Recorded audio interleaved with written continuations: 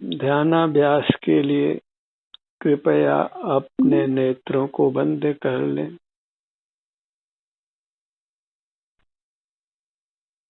क्योंकि अपना ही ध्यान करना है और आप इंद्रिय गम में नहीं है, नेत्रों से गम में नहीं है। इसलिए अपने इंद्रियों को बंद रखें, मूर्त पदार्थों को देखना जानना बंद रखें। जीव अमूर्त है, सुख स्वभावी है, और मूर्त पदार्थ स्पर्श स्वभावी है, वह सुख स्वभावी नहीं है। इस प्रकार जीव और अजीव में, उद्गल में भिन्नता है, उनके स्वरूप में भिन्नता है। अजीव अचेतन होने से सुख का अनुभव नहीं करता है, सुख से शून्य है, इसलिए वास्तव में वह महिमा रहित है। और जीव सुख से संपन्न है, सुख का अनुभव करता है, इसलिए महिमावंत है।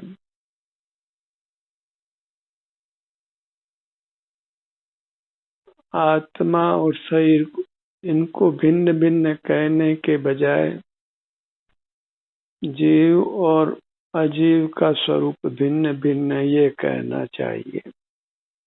अजीव अर्थात मूर्त पदार्थ, उद्गल, उसका स्वरूप भिन्न है और जीव का स्वरूप भिन्न है। शरीराकार तो दोनों ही होते हैं, जीव और उद्गल दोनों से मिलकर ही यह शरीराकार रचना होती है। और वस्तु का कथन उसके आकार से होता है, और आकार तो दोनों का ही एक होता है। जीव और उद्गल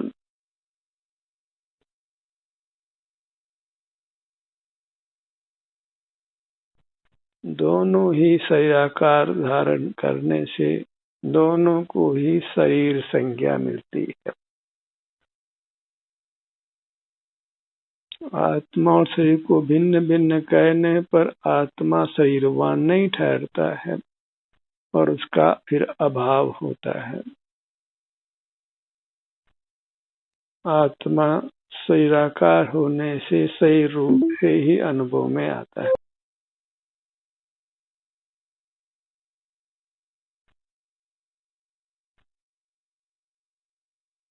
दिखने वाले शरीर को ही हम शरीर के रूप में पहचानते हैं और अनुभव में आने वाले अपने अमूर्त शरीर को हम नहीं पहचानते हैं। और जब जब आत्मा के ध्यान का प्रकरण हो तब हमको अपना ध्यान नेत्र बंद कर अपने शरीर पर ही लाना होता है।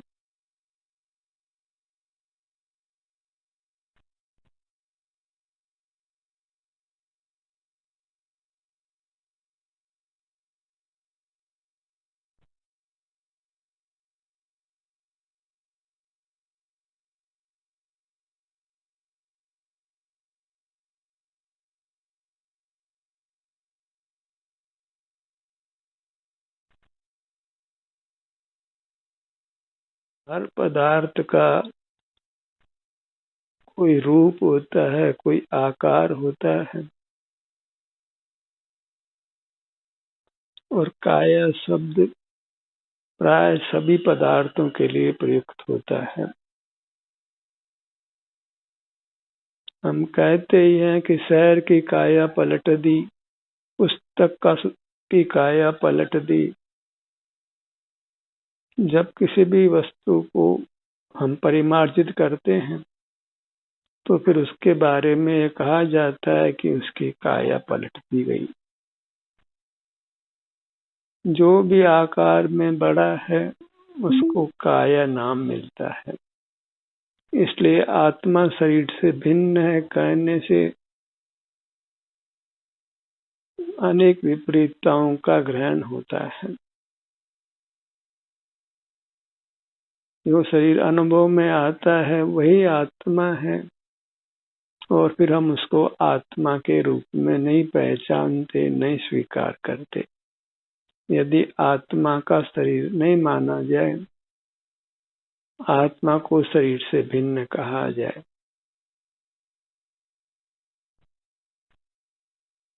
प्राय जीव अपने आभ्यंतर शरीर को जो कि आत्मा का है उसको नहीं पहचानते। वे पंडित तो बन जाते हैं, मुनि भी बन जाते हैं, कुछ शास्त्र ज्ञान अर्जित करके, कुछ त्याग करके वे अपने आप को पंडित और साधु मानने लगते हैं। पर वास्तव में वे आत्मा के अनुभव से शून्य होने के कारण न तो वे पंडित ही हैं और न वे मुनि ही हैं। बस वे पंडित और मुनि का वेश मात्र धारण करते हैं। पंडित और मुनि की आत्मा गायब रहती है, उसका वास्तविक स्वरूप गायब रहता है। और केवल शास्त्र ज्ञान से, केवल परिग्रह के त्याग से वास्तव में पंडितपना और साधुपना नहीं होता है। साधुपना और पंडितपना स्वयं के अनुभव से होता है और स्वयं शरीर के रूप में ही अनुभव में आता है, क्योंकि स्वयं ने शरीर का आकार धारण किया है। हम इसी रूप में अपने को अनुभव करते हैं। बंद नेत्रों से अपने को मनुष्याकार ही पाते हैं। मूर्त शरीर के अंगोपांग रूप ही हम अपने को पाते हैं। 2 हाथ वाले, 2 पांव वाले, मुंह वाले, पेट पीठ वाले। इसलिए आत्मा को शरीर से भिन्न कहना वह बिल्कुल युक्त नहीं है, और उससे जीव प्राय धर्म मार्ग से, अनुभव से, ध्यान से दूर होता है। ध्यान को कर नहीं पाता है, ध्यान को समझ नहीं पाता है और मोक्ष मार्ग में प्रवेश नहीं कर पाता है। मोक्ष मार्ग को अनुभव से ही समझना चाहिए, न कि मात्र पठन पाठन या त्याग से। तभी हमको वास्तविक धर्म की उपलब्धि होती है। इसलिए ध्यान का अभ्यास करना चाहिए। नेत्रों को बंद कर अपना ध्यान अपने आप पर, अर्थात अपने आभ्यंतर अमूर्त शरीर पर लाना चाहिए। और तभी हमको ये प्रतीति होती है कि सिर से पांव तक सुख का कोई परिणाम पाया जाता है, सुख या दुख रूप से। और यहाँ वास्तव में इसके अतिरिक्त कुछ नहीं है। सिर से पांव तक या तो आराम है या वेदना है, और वेदना तो कर्म के संबंध से है, आराम का होना जीव का स्वभाव है। इसके अतिरिक्त वास्तव में सिर से पांव तक हम कुछ भी प्राप्त नहीं करते, कुछ भी यहाँ उपलब्ध नहीं होता। इससे ये निर्णित हो जाता है कि शुद्ध जीव एक सुख स्वभावी है, और अपने सन्मुख होने से कोई विकल्प उत्पन्न नहीं होता, कोई राग द्वेष नहीं होता, किसी बाह्य पदार्थ का ज्ञान नहीं होता। तो ज्ञान करना, विकल्प करना, ये सब कुछ हमारा स्वरूप नहीं है। ये सब कर्म की उपाधि से है। शास्त्र ज्ञान यदि विपरीत कर लिया जाए तो फिर वह विषकुंभ हो जाता है, अमृत कुंभ होने के स्थान पर।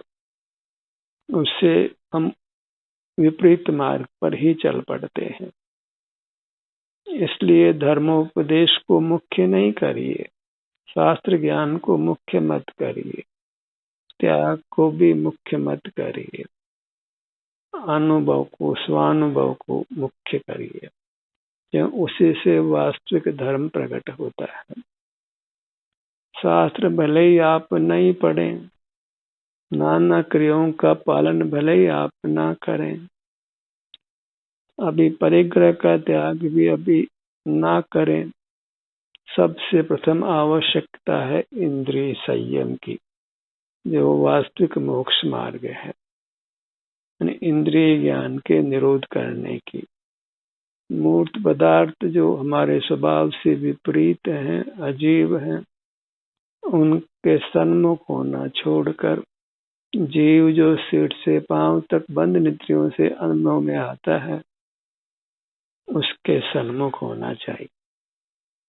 पर सन्मुखता छोड़कर स्वसन्मुख होना, यह धर्म का मूल है, धर्म है, और उसके फल में हमको वीतरागता होती है, सुख शांति का अनुभव होता है।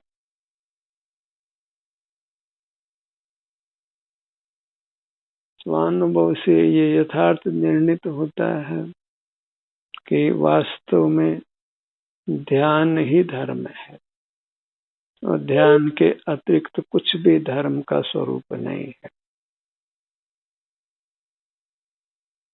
अपने ध्यान को अपने मध्य भाग पर लाइए, पेट के भाग पर।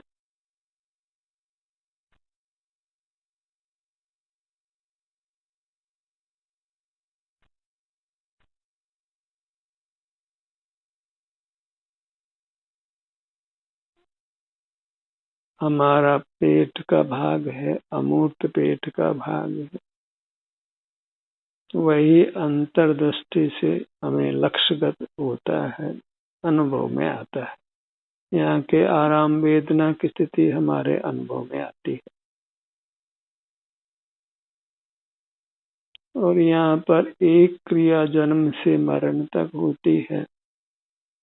स्वच्छ श्वास के लिए पेट का फूलना और सिकुड़ना, पेट का आगे आना और पीछे आना, और वह वास्तव में हमारा एक महत्वपूर्ण प्राण है, उससे ही हमारा जीवन चलता है।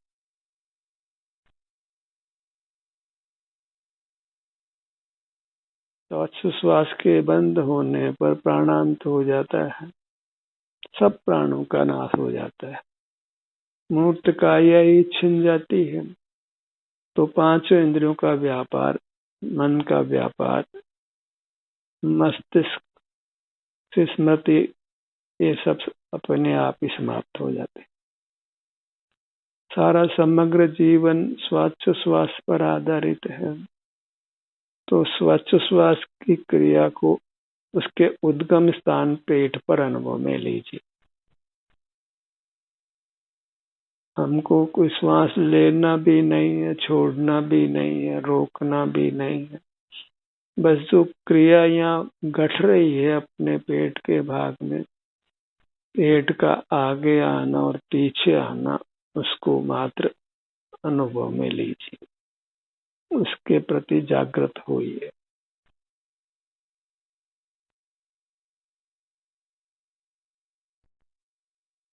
जब भी आपके पास समय हो, तो किसी भी मुद्रा में जो आपके लिए सहज हो, उसमें इस पेट की संकुचन और विस्तार जो स्वयं होता है, उस पर अपने ध्यान को लाइए।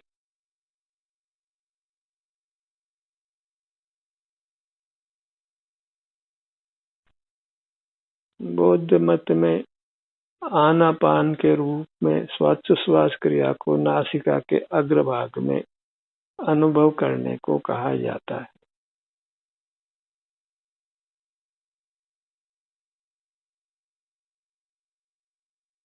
उससे भी अधिक महत्वपूर्ण ये मैं मानता हूँ कि हम स्वच्छ श्वास क्रिया के उद्गम में जाएं, पेट के संकोच विस्तार को मात्र अनुभव में लें।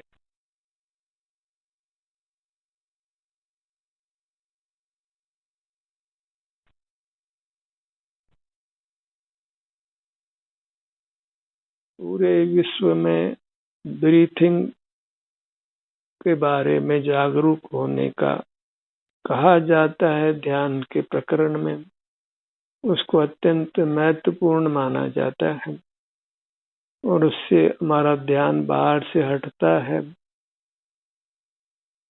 पर उसको अधिक सुगम करने के लिए उसी आनापान क्रिया के उद्गम स्थान पेट पर आइए और पेट के संकोच विस्तार को अनुभव में लेते रहिए।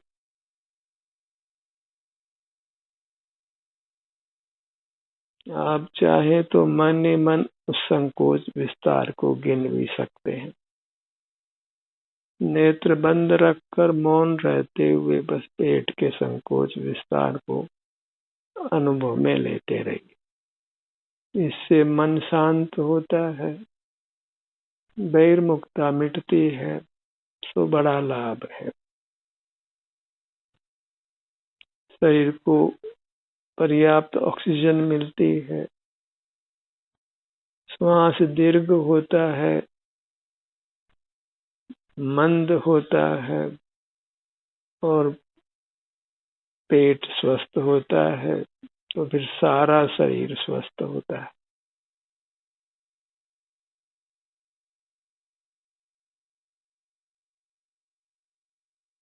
इससे अंतर्मुखता बनती है, हम बहिर्मुखता से सहज ही बच जाते हैं।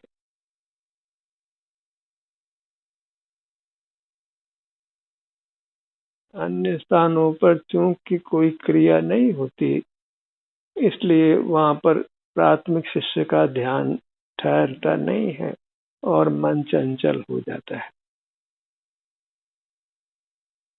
इसलिए प्राथमिक शिष्य को और उसके बाद भी ध्यान के लिए पेट के स्थान पर ठहरना और पेट के संकोच विस्तार को अनुभव में लेना उनको निर्विकल्प होने में सहायक होता है, वीतराग होने में सहायक होता है।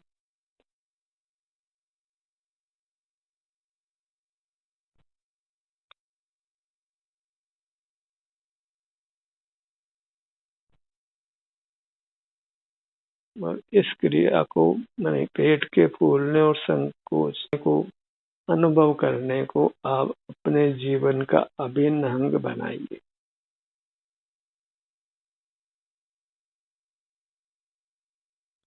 सोते समय और उठते समय, जागते समय इस क्रिया को नियम रूप से कुछ समय तक अवश्य करिए। में अधिक समय दिया जाए तो वह लाभ के लिए ही है, हानि कुछ भी नहीं है।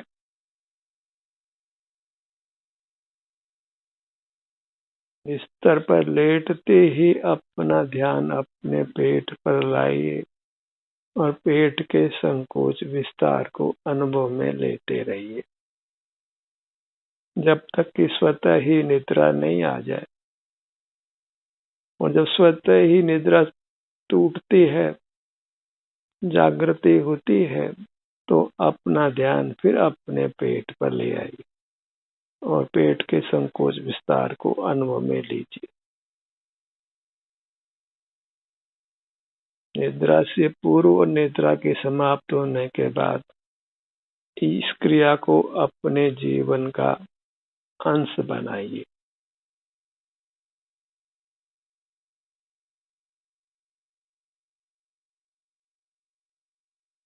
पेट के संकोच विस्तार पर ध्यान लाना है, निद्रा से पूर्व और निद्रा के पश्चात।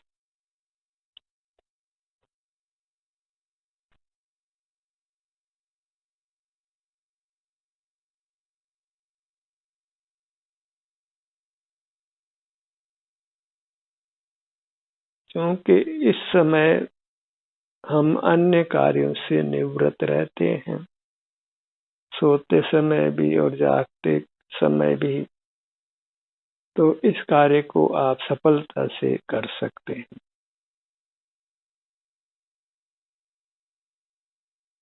और सहज ही हम इन दो समयों पर नाना प्रकार के विकल्पों और चिंताओं से अपने को मुक्त रख सकते हैं।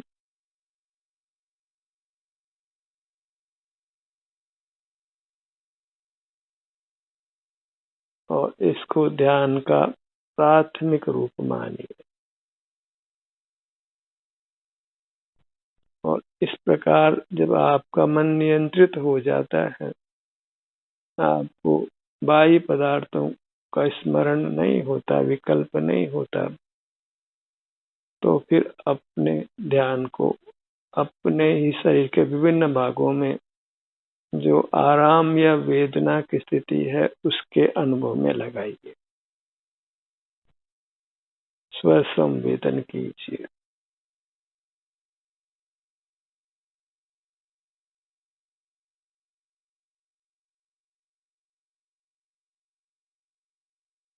इस स्व संवेदन को भी बौद्ध मत में दूसरे स्टेप के रूप में कराया जाता है और पूरे विश्व में ध्यान के अभ्यास में इसको योग निद्रा शवासन या अन्य नामों से कराया जाता है। अपने शरीर के विभिन्न भागों पे अपने ध्यान को लाकर वहाँ आराम या वेदना की जो भी स्थिति है उसको संभाव से अनुभव में लेना।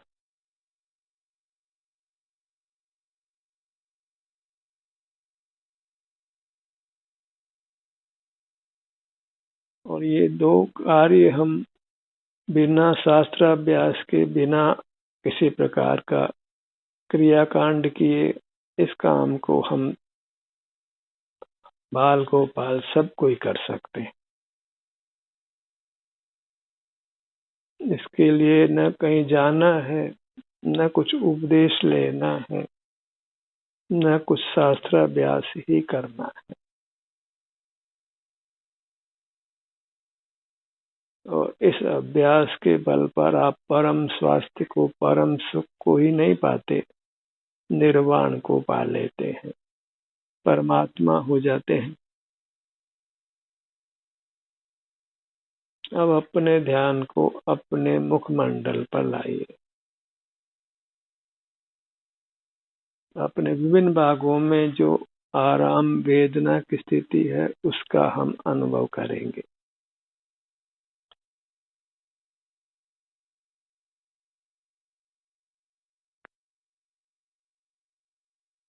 अपना मुख अपनी ओर करने मात्र से ही हम कर्मों के बंधन से छूटते हैं और निर्वाण की ओर बढ़ते हैं, परमात्म पद की ओर बढ़ते हैं। इससे सुगम सुखी होने का और क्या उपाय हो सकता है।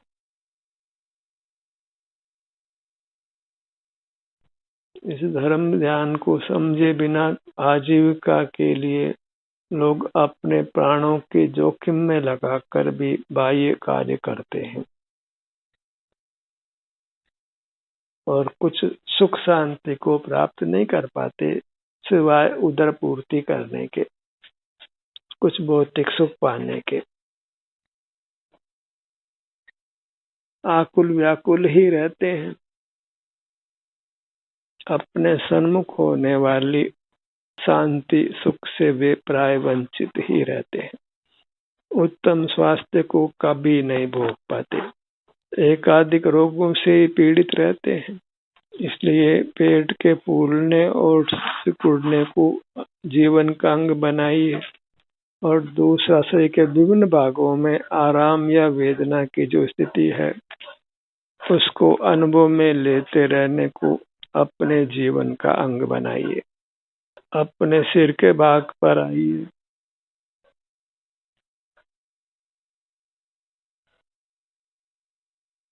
अपने सन्मुख रहने के इस अभ्यास से जीवन सुगमता से सुख से आगे बढ़ता है।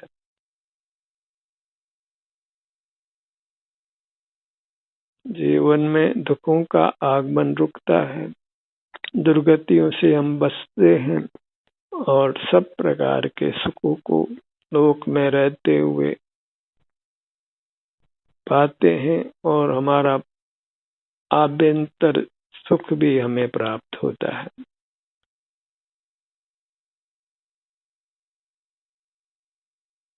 ललाट का भाग प्राप्त मूर्त शरीर द्वारा प्रदत्त इंद्रियों को, मन को, मस्तिष्क को, अंगोपांगों को उपयोग में लेने की आवश्यकता नहीं होती। अपने दोनों नेत्रों के भाग पर आइए।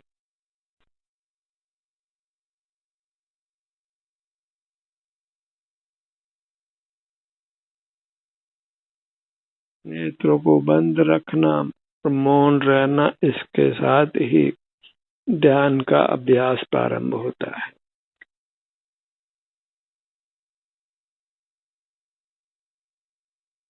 बाह्य पदार्थों की को ज्ञान में आने से रोकिए, अपने सन्मुख रहकर। अपने सन्मुख हुए बिना बाह्य पदार्थों को ज्ञान में आने से रोका नहीं जा सकता है। इंद्रिय ज्ञान से मुक्त नहीं हो सकते हैं, और इंद्रिय ज्ञान से मुक्त हुए बिना हम दुख से मुक्त नहीं हो सकते हैं। क्योंकि जब तक इंद्रिय ज्ञान जीवित रहता है तब तक दुख जीवित रहता है। अपने दोनों कानों के भाग पर आइए।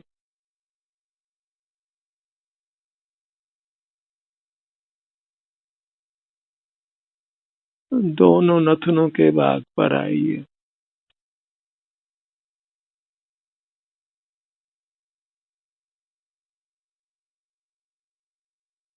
अपने जिह्वा भाग पर आइए।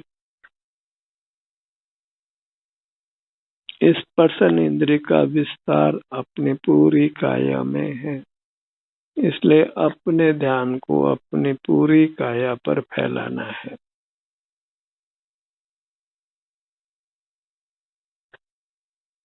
अपने ध्यान को अपने हृदय स्थान पर लाइए, जहाँ सूक्ष्म मूर्त मन स्थित है, जिसके निमित्त से हम विचार कर पाते हैं।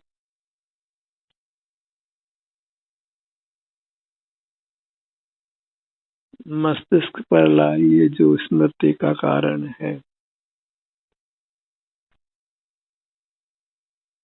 अपने हाथों पर लाइए, पांव पर लाइए, जिनसे हम नाना प्रकार की काय चेष्टाएं और नाना प्रकार के बाह्य कार्य करते हैं। सब बाह्य प्रवृत्तियों को रोकने के लिए नेत्र को बंद कर अपनी मूर्त पर अपने ध्यान को रोकिए। निर्विकल्प सुख को भोगिए, अतीन्द्रिय सुख को, उत्तम शांति को, उत्तम सुख को, उत्तम स्वास्थ्य को। ध्यान का सत्र यही समाप्त होता है।